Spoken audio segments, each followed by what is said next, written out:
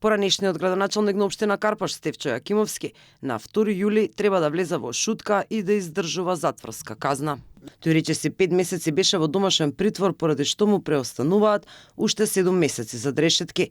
Судиот одделот за санкции при кривичниот суд му издаде упатен акт на Јакимовски, потврдија оттаму.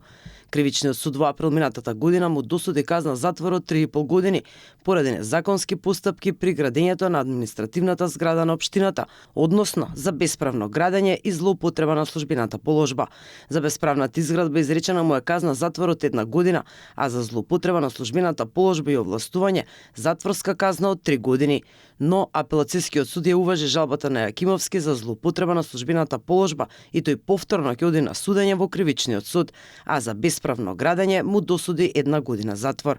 Осудениот екс-градоначалник на Карпаш смета дека правосилноста на пресудата е за да биде спречен да се кандидира за нов мандат во општината, бидејќи тој смета дека ќе има нови избори поради боледувањето и отсуството на актуелниот прв човек на Скопската општина, Сотир Лукровски.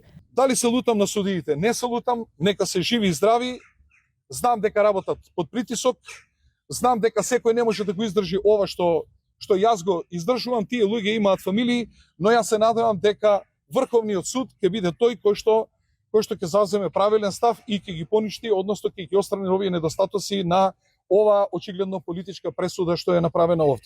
Освен што тој е правосудно осуден за бесправно градење, во март 2024 беше ставен на американската црна листа поради наводи за вмешаност во корупција, злоупотреба на службената положба и поткопување на владењето на правото.